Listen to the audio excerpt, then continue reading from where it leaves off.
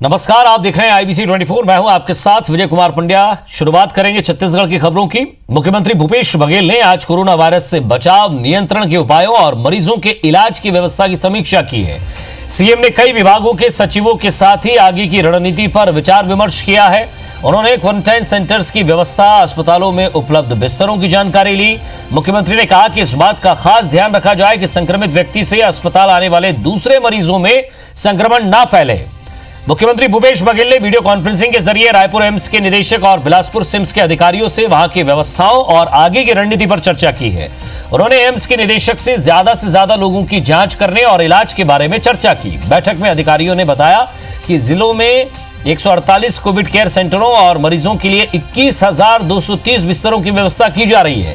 स्वास्थ्य विभाग के अधिकारियों ने बताया कि प्रदेश में क्षेत्रीय स्तर पर डेडिकेटेड कोविड हॉस्पिटल में 1770 बेड हैं। वहीं जिला स्तर पर 3,470 बिस्तर की व्यवस्था है।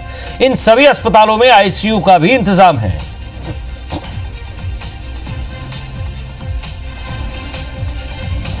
तो क्या व्यवस्था है सरकार की? सीएम ने क्या व्यवस्था की, क्या बैठक की, क्या बातचीत की? तमाम इस खबर पर बातचीत के लिए और अपडेशन के लिए हमारे साथ हमारे संवाददाता सौरभ सिंह परियार हमारे साथ जुड़े हैं। सौरभ, क्या अपडेट आपके पास? बिल्कुल, देखिए विजय, आज मुख्यमंत्री भूपेश बघेल ने जो स्वास्थ्य है, ग्राम पंचायत है और अन्य प्रमुख डिपार्टमेंट के सचिवों के साथ बैठक ली मुख्यमंत्री निवास में। और इस दौरान जो है अभी कोरोना वायरस लगातार बढ़ता जा रहा है। 1,000 से ज्यादा पॉजिटिव मिले हैं और उसमें से लगभग 850 के लगभग अभी एक्टिव है। उसी तरीके से क्वारंटाइन सेंटर में क्या व्यवस्था की जानी चाहिए, टेस्ट और कैसे बढ़ाया जाए, इसको लेकर जो है तमाम रणनीति तैयार की गई है। उसके अलावा जो एम्स के डायरेक्टर हैं नितिन नागरकर, उनसे भी बातचीत की और साफ तौर पर ये जो है सीएम ने यही कहा कि कैसे लैब का जो है टेस्ट कैसे बढ़ाया जाए, कैसे सैंपल ज्यादा से ज्यादा लिए जाए। उसी तरीके से ये देखा गया कि जो कोरोना वॉरियर्स है, जो पुलिस है, डॉक्टर है, नर्स है और जो लैब टेक्नीशियन है, वो भी जो है कोरोना पॉजिटिव हो जा रहे हैं। तो ऐसे में कोरोना वॉरियर्स को कैसे जो है कोरोना पॉजिटिव से बचाया जाए, तो उसको लेकर एक रणनीति तैयार की गई कि ज्यादा से ज्यादा जो है सुरक्षा इंतजाम किए जाए, जो अपनी सेफ्टी जो है स्वयं किए जाए। उसी तरीके से क्वारंटाइन सेंटर में जो 15 सुविधाएं जो है लोगों को दी जानी है, उस पर जो है विस्तार से मुख्यमंत्री भूपेश बघेल ने अधिकारियों से चर्चा की। क्योंकि ये देखा गया कि क्वारंटाइन सेंटर में व्यवस्था नहीं होने के कारण लोग जो है क्वारंटाइन सेंटर से भाग जा रहे हैं और उसके कारण जो है और पॉजिटिव बढ़ रहे हैं। तो ऐसे में मुख्यमंत्री भूपेश बघेल ने कहा कि क्वारंटाइन सेंटर की व्यवस्था दुरुस्त करनी है, क्योंकि आने वाले अभी दिनों में और जो है लगातार प्रवासी मजदूर आएंगे। उसी तरीके से प्रवासी मजदूरों के जो है रोजगार को लेकर चर्चा की गई। क्या प्रवासी मजदूर जो आ रहे हैं उनको रोजगार देने से संबंधित कोई और अति आवश्यक जो है दिशा निर्देश दिए जा रहे हैं। संबंधित अधिकारियों ने बताया कि मनरेगा के तहत अभी 24 लाख से ज्यादा लोगों को रोजगार दिया जा रहा है। उसी तरीके से जो बेड की जो अभी क्वांटिटी बताई गई है, 21,000 से ज्यादा बेड तैयार किए जा रहे हैं। उसी तरीके से सभी जिलों में जो है एक कोविड हॉस्पिटल तैयार किया जा रहा है, जहां पर पर्याप्त पूरी तरह से जो है कोविड पर ही वो पेशेंट वहां पर आएंगे। तो सरकार की अपनी पूरी तैयारी है, लेकिन सबसे महत्वपूर्ण कि लगातार कोरोना पॉजिटिव छत्तीसगढ़ में बढ़ रहे प्रवासी मजदूरों के कारण। तो ऐसे में जो है सरकार ने यह निर्णय लिया है कि जल्द ही ऐसी चर्चा की जानी चाहिए। उसके अलावा आम लोगों को भी जो सोचना होगा, खासकर ग्रामीण क्षेत्र में जो लोग क्वारंटाइन में रह रहे हैं, उन्हें जो है ये जरूर सोचना होगा कि केवल कुछ दिन उन्हें 14 दिन क्वारंटाइन में रहना होगा। इसके कारण जो है उनके परिवार और गांव और समाज और छत्तीसगढ़ नुकसान ज्यादा पड़ेगा। तो साफ तौर पर मुख्यमंत्री भूपेश बघेल ने आज कोविड-19 उसके उपाय, इसके रोकथाम, उसके सुझाव भी मांगे हैं। तो साफ तौर पर समझ में आता है कि सरकार गंभीरता से इस कोरोना रोकथाम को तो ले रही है, लेकिन कहीं ना कहीं कोरोना वायरस जो है रुकने का नाम नहीं ले रहा है। जी, शुक्रिया सौरभ इस तमाम बातचीत के लिए। और उम्मीद करते हैं कि सरकार जो योजना तैयार कर रही है या जो खाका उसके दिमाग में है वो जमीनी स्तर पर भी सटीक बैठे। बहुत बहुत शुक्रिया इस तमाम बातचीत के लिए।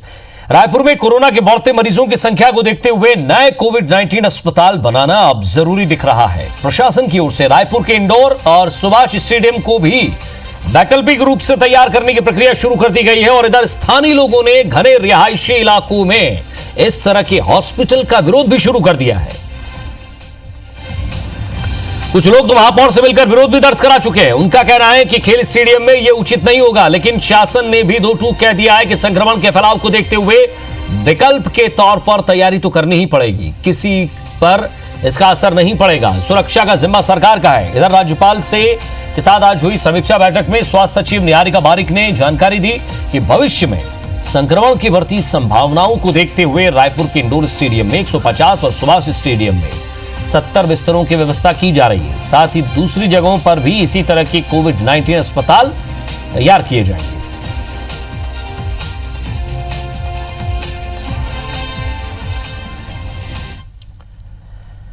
इधर छत्तीसगढ़ में आज से धार्मिक स्थल खुल गए हैं, लेकिन भक्तों को गाइडलाइन का पालन करना होगा। श्रद्धालुओं को सोशल डिस्टेंसिंग का पालन अनिवार्य होगा। आज सुबह से ही लोग मंदिर, मस्जिद जैसे तमाम धार्मिक स्थल पहुंचेंगे। रायपुर में महामाया मंदिर समेत सभी मंदिर खुल गए हैं।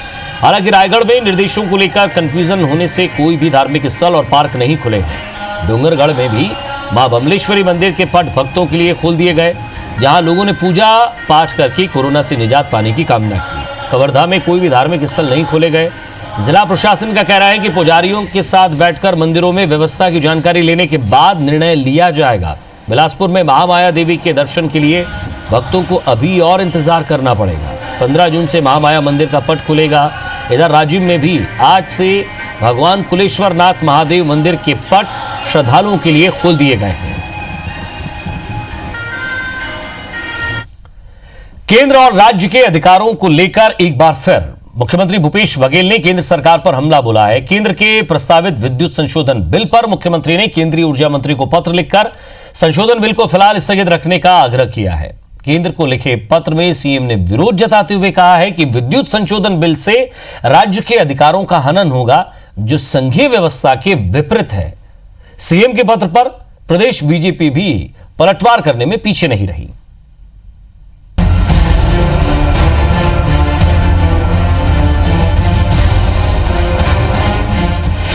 फिर एक बार तकरार, फिर एक बार पलटवार, फिर एक बार अधिकारों की बात, फिर एक बार हक की लड़ाई, फिर एक बार सीएम की चिट्ठी।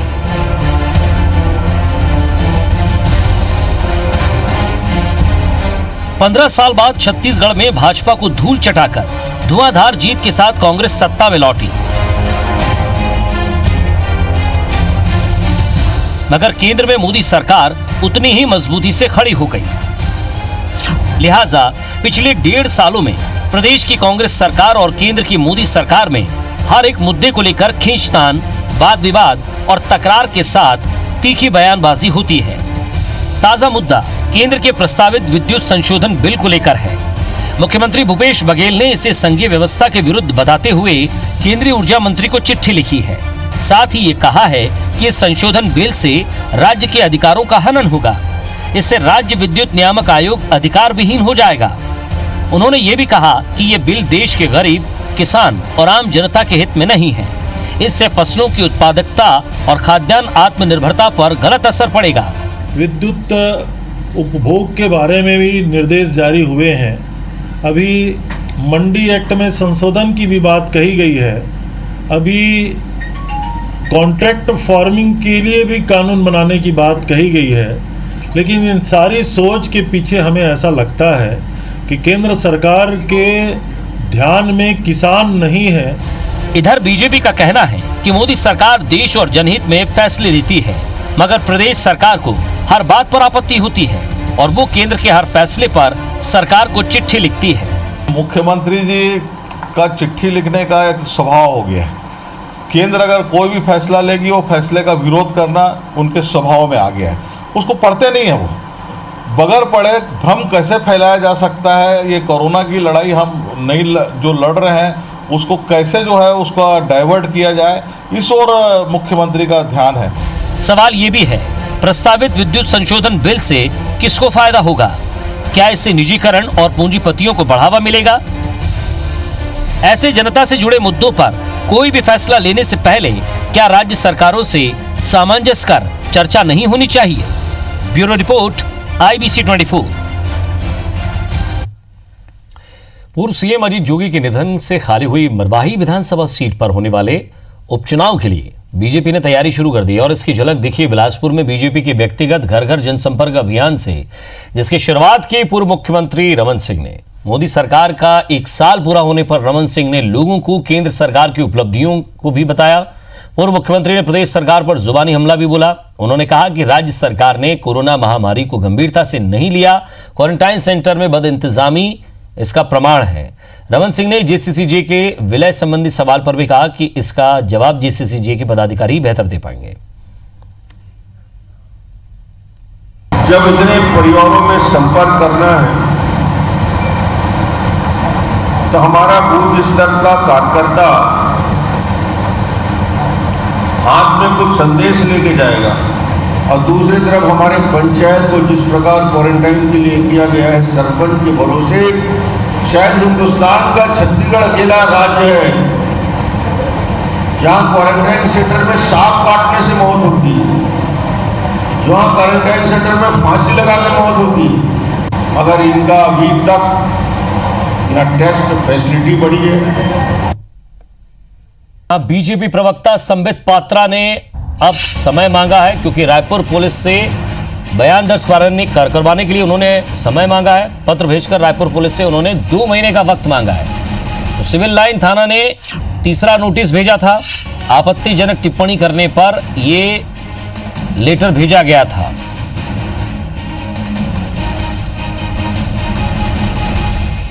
तो गांधी परिवार पर इन्होंने टिप्पणी की थी और उसी को लेकर यहां शिकायत दर्ज कराई गई थी। रायपुर में लगातार लेटर भेजे गए, तीसरा लेटर था, जवाब नहीं दिया। उसके बाद संबित पात्रा का यहां जवाब आया। हमारे संवाददाता तहसीन जैदी हमारे साथ। तहसीन, अपडेट के साथ। ये देखिए, ये इन्होंने जो पुलिस ने इनको आज उपस्थित होने के लिए तीसरा नोटिस भेजा था, उस पे उन्होंने एक मेल किया है अपना रायपुर पुलिस की साइट पे कि उन्होंने 2 महीने का समय मांगा है और स्वास्थ्यगत कारणों से उसमें उन्होंने जो समय मांगा है। और लेकिन उसकी में ये जो बात हुई, जैसे सीएसपी सिविल लाइन से हमारी बात है, उनका ये कहना है कि उन्होंने मेल किया है। मेल क्योंकि आज उनको 11 बजे उपस्थित होना था, लेकिन वो आज नहीं आया। उनका मेल के माध्यम से उन्होंने फोन करके बताया कि उन्होंने अपने मांग की है समय की, तो उसके चलते उन्होंने स्वास्थ्यगत कारण उसमें बताया है। हालांकि जैसे कि पिछले जो बात आई थी कि उनको पॉजिटिव रिपोर्ट उनके आने के बाद से वो उनकी आई है संबित पात्रा की, तो उसके बाद से उन्होंने जो है ये अभी 2 महीने का समय मांगा है। उसमें उन्होंने कहा है कि उस समय ठीक होने के बाद वो उपस्थित हो जाएंगे। ये बताना चाहूंगा कि उन्होंने जो 10 मई को जो भाजपा के राष्ट्रीय प्रवक्ता है, उन्होंने अपने साइट पे ट्विटर अकाउंट पे 1984 के सिख विरोधी दंगों और पूर्व प्रधानमंत्री पंडित जवाहरलाल नेहरू और स्वर्गीय राजीव गांधी को लेकर आपत्तिजनक टिप्पणी की थी। उसको लेके जो है यूथ कांग्रेस के प्रदेश अध्यक्ष जो है पूर्णचंद पाणी, उन्होंने इसकी एक शिकायत दर्ज कराई थी, जिसपे सिविल लाइन थाना पुलिस ने FIR दर्ज की थी। उसके बाद से उनको 3 नोटिस जारी किए हैं, लेकिन उसके बाद जो है ये कहना कि आने वाले दिनों में उनकी मुश्किलें बढ़ सकती हैं, कोई अतिशयोक्ति नहीं होगी। क्योंकि इसके बाद जो है अब पुलिस जो है 2 महीने बाद उनको क्या, क्योंकि अभी उन्होंने पुलिस ने समय नहीं दिया है, लेकिन अब इस पे विचार करने की बात पुलिस के आला अधिकारी कर रहे हैं। तो अभी ये देखने वाली बात होगी कि पुलिस क्या निर्णय लेती है, उनको समय दे पाती है या क्या है। जी शुक्रिया तहसीन।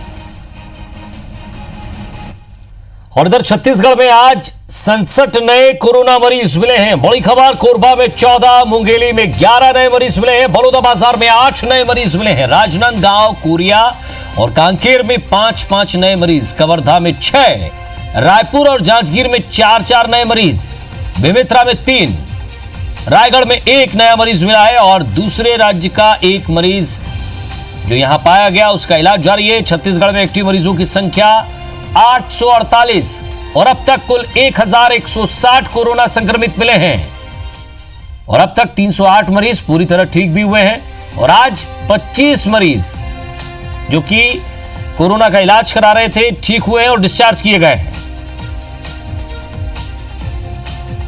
संदीप शुक्ला हमारे संवाददाता हमारे साथ जुड़ गए। संदीप, क्या अपडेट आ चुका है, यहाँ मेडिकल बुलेटिन आ चुका है या अभी बाकी है?